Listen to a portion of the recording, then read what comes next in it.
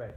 So, I haven't done a Doctor Who review last week because, well, I didn't do one last week because, quite frankly, it was going to be another two-parter.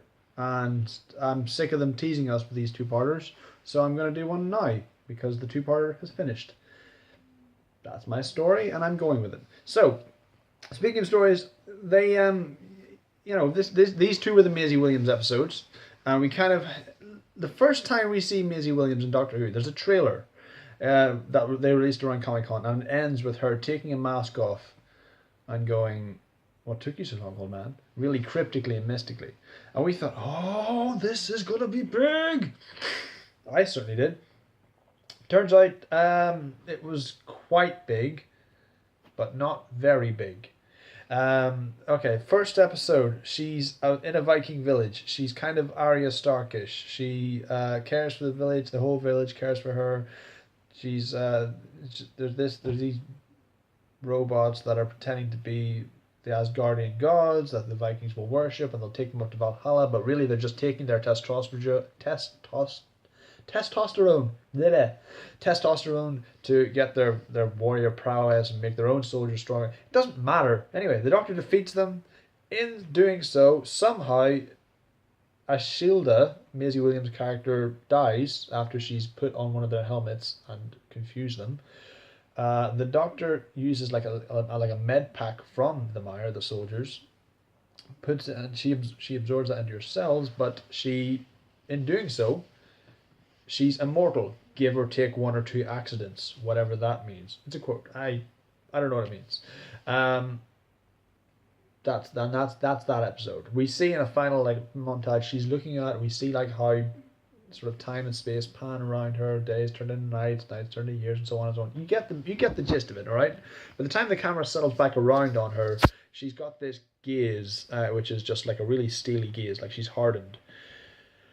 Now, next time the Doctor meets her, she's all Dick Turpin. She's a highway woman, posing as a highwayman. He has a voice. She has some of this weird natural voice modulator. Like she's learned how to do an impression of a dude. Whatever. She's kind of Vandal Savaging it. All right. She's been on the Earth for some time at this point. That she says at one point it takes 10,000 hours to perfect a skill.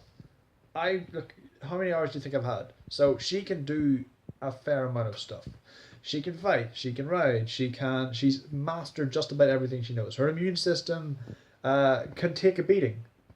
She's not I don't think she's got a healing factor, or she's immortal in the way of Captain Jack Harkness, who gets a little name drop, or Wolverine or whatever, but she's immortal like one of the Lord of the Rings elves will be immortal. They're immortal. They can take a hit, and it can be all over for them if give or take one or two accidents, but they're immortal. I am such a fucking nerd. Do you ever just come out of a conversation and listen back to yourself and go, God, I'm a nerd? Yeah, so here I am comparing the different schools of thought on immortality within sci-fi and fantasy. Anyway, she catches up with her, and then the Doctor gets it because he's nigh immortal himself. He's lived longer than he was supposed to because he's got a whole new regeneration cycle that's just been started again. He doesn't know how long it's going to last, whatever. She's been around for 800 years. He's been around for something like 1300 at this point. So he gets it, man. But she's like, you left. You didn't save my life. You trapped me in it. And it turns out she's made this whole sort of Faustian deal with this lion man alien who inexplicably breathes fire because why not? Yeah, but yeah, I thought he looked pretty cool, but my girlfriend saw him. She's like, why is there a lion man? And I'm like, well, because sometimes they do that. Sometimes they can't think of a good alien, so they just stick an animal's head on a person's body and call it an alien, like the Badoon. Not the Badoon, they're from Marvel. The Jadoon, the rhino guys. Anywho, so she's the whole way through the episode. She's cold. She lost her children in the Black Death. She was at the Battle of Agincourt. She doesn't like people. She's robbing people. She's rich. She's accumulated a small fortune. She's posing as a sort of a young woman. I don't know what age she fucking is, man. She's had kids. She's still like whenever we first meet her, I can believe that she's like 12.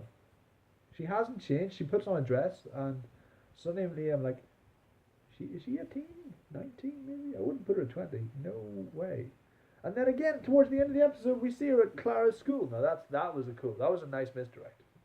Basically, before the end of the episode, she reveals that I do care about other people. It turns out, she doesn't care. At first, she didn't care about innocent people. She wants off this planet. She wants to explore more. She's not patient. She doesn't want to wait around to see the rest of the world. She wants off.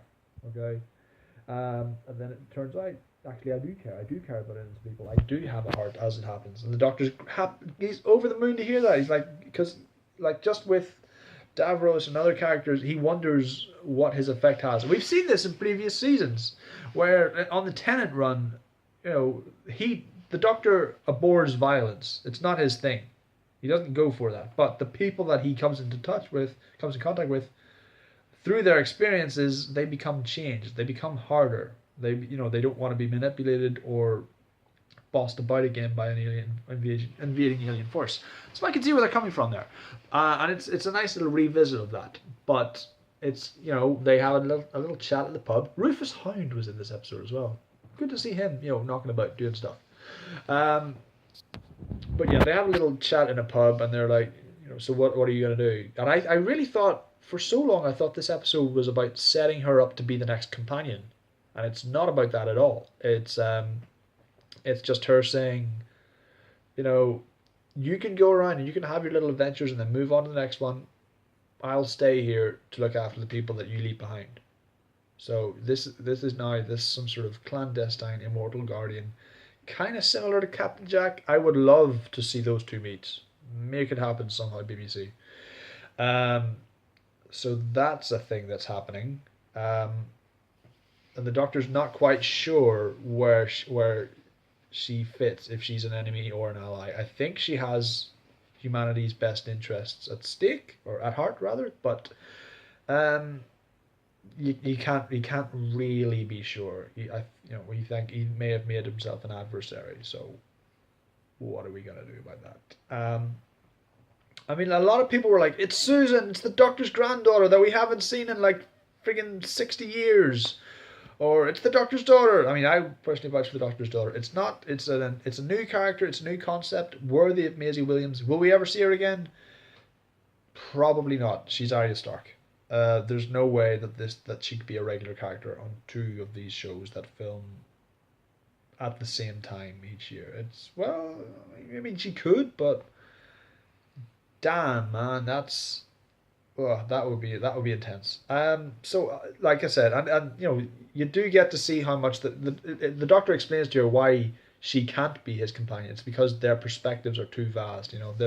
He needs to travel with someone who's got that wonder, who's got that sort of innocence, so he can show them everything in the cosmos, and they can just go, wow, this is amazing.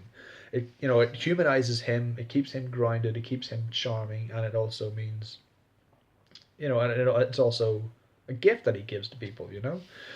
If you give it to somebody else, someone traveled, someone immortal, someone who's just becomes jaded with everything else, like people just become smoke. They're fleeting to me now, she says at one point. But that, I can see that. I thought it was an interesting episode, not the best this season. I think the two-parter at the start, the Davros and the Dalek stuff, I thought that was great, but this was great. This was a pretty good episode. I would like to see more of Maisie Williams. There's a cool misdirect where Clara shows a photo of a girl on the phone, and we're all going, it's her, isn't it? It's her. It's not her.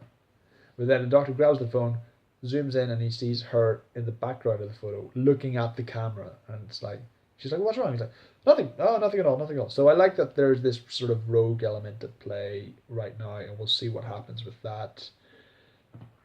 Yeah, but I don't know. I really want this season to pull it out of the bag, because it's been up and down. I like the whole things with the flood. It's like, I think that's why they're doing two-parters, because if you didn't like one episode, don't worry. The continuation of it is coming next week. It's kind of up and down, and I don't really know what to make of it. But those are my thoughts on the Maisie Williams, the girl who died, the woman who lived, double-parter. Yeah. What? Yeah. More Game of Thrones alumni in this. Get Sean bloody Bean in there, man. Get Sean fucking Bean in there for the Christmas special. Do it. Make him a commander of some sort of starship. It'll be awesome. Do the thing. Do the thing. Anyway, so those are my thoughts, like I said, on those Doctor Who two-parters. If you like this vid, please click like, subscribe, view, share, and all the usual jazz. And I'll see you when I see you, YouTube. All the best.